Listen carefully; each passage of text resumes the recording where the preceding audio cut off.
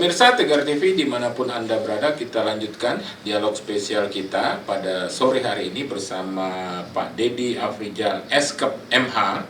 Beliau adalah mantan Ketua DPRD Provinsi Lampung, juga adalah aktivis atau pengusaha rumah sakit, pariwisata, pendidikan. Saat ini sebagai Ketua DPD Nasdem Tulang Bawang. Tadi sudah di sesi pertama kita sudah sampaikan, Pak Dedi sudah sampaikan pengalaman beliau setelah purna bakti sebagai Ketua DPRD Provinsi Lampung. Pak Dedi, ini sesuai tema kita mengupas aktivitas politik songsong pemilu 2024. Karena Pak Dedi adalah Ketua DPD Nasdem Tulang Bawang. Ini bagaimana, Pak? Ya, pasti setelah saya mendapat penugasan sebagai Ketua DPD, saya melakukan konsolidasi dengan pengurus-pengurus yang lama. Kemudian saya melakukan penataan struktur di tingkat kabupaten atau DPD yang kami sudah usulkan ke DPP melalui DPW.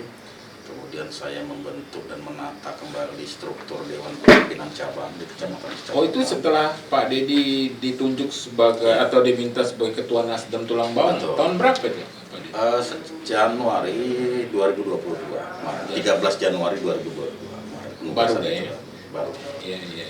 Udah sampai hari ini. Jadi sekarang menyusun struktur kepengurusan, ya kita mempersiapkan juga verifikasi partai politik peserta pemilu 2024. Pasti nanti kan ada verifikasi. Iya. Jadi termasuk ya kita tentunya menyiapkan pasukan gitu. Betul. Karena kita juga ikut kontestasi dalam pemilu ini tentunya berkompetisi bagaimana bisa memenangkan di kabupaten, di provinsi maupun di pusat.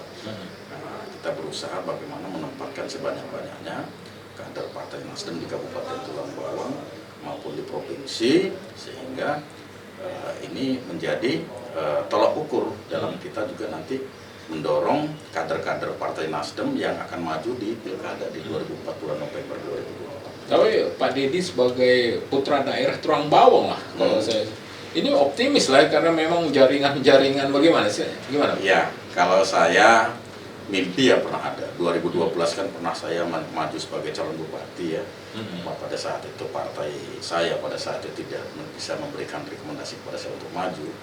Ya, saya tetap jalan dan sampai mendapat penugasan Ketua DPRD. Artinya ada mimpi yang sempat terputus tidak tercapai. Tapi saya juga realistis. Artinya tidak harus saya, walaupun saya sebagai Ketua DPD, kalaupun ada kader partai yang lebih mumpuni, yang lebih mempunyai potensi, ataupun kader partai orang lain yang punya komitmen yang sama untuk membangun masyarakat dan juga bersinergi dengan partai, khususnya di masyarakat Tulang Bawang. Ya, kita terbuka artinya. Namun saya ditugaskan sebagai Ketua DPD bagaimana saya mempersiapkan infrastruktur. Betul. Struktur organisasi dari DPD sampai DPRD maupun bagaimana mendorong sebanyak-banyaknya kursi di DPRD sehingga nanti pada saat ingin mencalonkan calon bupati di Kabupaten Bawang kita sudah punya kekuatan yang memadai. Betul. Tapi memang sebelumnya tentunya Pak Dedi harus mempersiapkan Pileg di 2024 Februari ya. Kita harus fokus di Pileg dulu. Iya. Ya, jadi kita tidak berpikir di Pilkada 2020 karena ada jeda waktu. Karena kekuatan Pileg ini yang akan menjadi acuan Pilkada. Betul. Jadi barometer. Ya.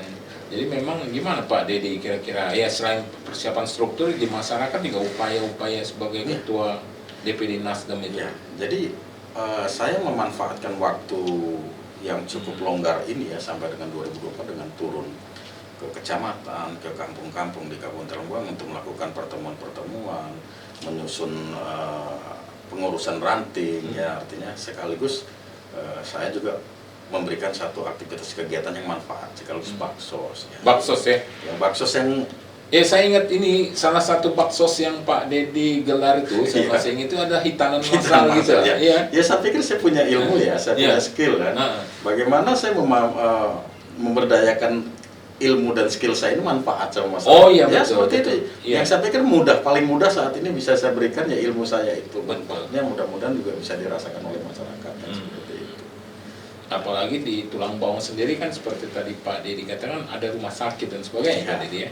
Ya, di situ juga kita berusaha memfasilitasi masyarakat karena rumah sakit juga sudah bisa menerima pasien yang memiliki sebagai peserta BPJS, dan juga kita berusaha membantu masyarakat yang tidak tercover BPJS bisa juga di backup oleh yayasan P2 apa ya. Kita bisa meringankan, yaitu sebagai komitmen kita maju sebagai anggota legislatif, sebagai wakil rakyat ini yang mencarikan solusi dari permasalahan rakyat kan. Kalau kita bicara sendiri pada saat saya masih mengelola rumah sakit itu, ya bicara tiap bulan itu bisa saja saya mengeluarkan uang 100 juta untuk kegiatan sosial, untuk kegiatan pemuda olahraga, keagamaan, seni dan budaya. Kelihatannya besar kalau bicara secara personal 100 juta per bulan itu ya. Tapi begitu masyarakat meminta suatu pembangunan sarana pendidikan, sarana jalan, jembatan lain, itu di luar jangkauan kemampuan kita. Maka ada satu-satunya jalan yang efektif bagaimana kita bisa masuk di lingkaran lembaga pemerintahan ini sehingga kita bisa ikut dalam merencanakan program, merencanakan anggaran, sehingga anggaran yang bisa kita bawa ke masyarakat itu berkali-kali lipat dari apa yang bisa saya perbuat saat saya masih aktif menjalankan rumah sakit itu. Betul. Pak Dedi tadi kan Pak Dedi katakan bahwa target awal ini di Pileg 2024 Februari ya. Februari 2024. Ya tentu ya target apa yang apa duduk di DPRD, kabupaten, provinsi, DPR gimana untuk ya. Nasdem Tulang Bawang? Ya, kalau kita memang harus mengisi setiap level ya. Setiap level tentunya kami harus mempersiapkan orang-orang dan melakukan seleksi orang-orang yang punya potensi, tidak hanya caleg-caleg bayangan kan. Betul. Kita berharap semua calon anggota legislatif itu semua punya potensi, punya kemampuan, punya kekuatan dan punya keinginan. Mereka punya kesadaran bahwa jalan di partai politik ini adalah jalan pengabdian.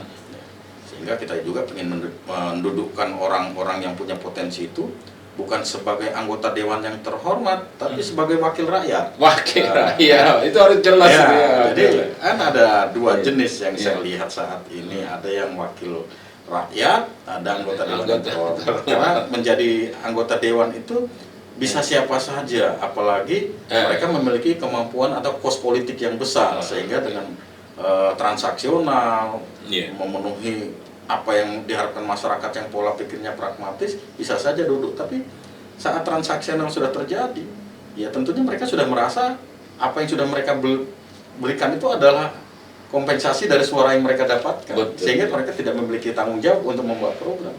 Tapi yang kita butuhkan hari ini adalah wakil rakyat yang mereka mengikatkan dirinya dengan kepentingan masyarakat, sehingga pada saat mereka duduk, mereka berusaha mencari solusi, dan tentunya mereka pasang telinga, mata, apa yang jadi permasalahan masyarakat dan bagaimana mencari solusinya, baik nanti dibuatkan kebijakannya dalam peraturan daerah ataupun kebijakan di pemerintah daerah, susun program, susun anggaran, turunkan kepada masyarakat. Tentunya itu yang diharapkan masyarakat. Gitu ya Pak Dedi. Ini menarik ini pembicaraan dengan Pak Dedi Afrizal, karena Pak Dedi ini kita tahu karena sebagai mantan ketua dewan tentunya menguasai soal politik di khususnya sedikit provinsi. Ya, Pak Dedi, nanti kita akan lanjutkan khususnya soal Pileg di 2024 mendatang, terutama juga untuk Partai Nasdem. Kalau nggak salah Partai Nasdem ini khusus untuk pemilihan presiden itu mengusulkan ya beberapa calon. Nanti kita lanjutkan ya Pak Dedi ya pada sesi ketiga. Ya, pemirsa Tegar TV dimanapun Anda berada, kita lanjutkan dialog spesial kita pada sesi ketiga. Jangan kemana-mana, tetap di Tegar TV.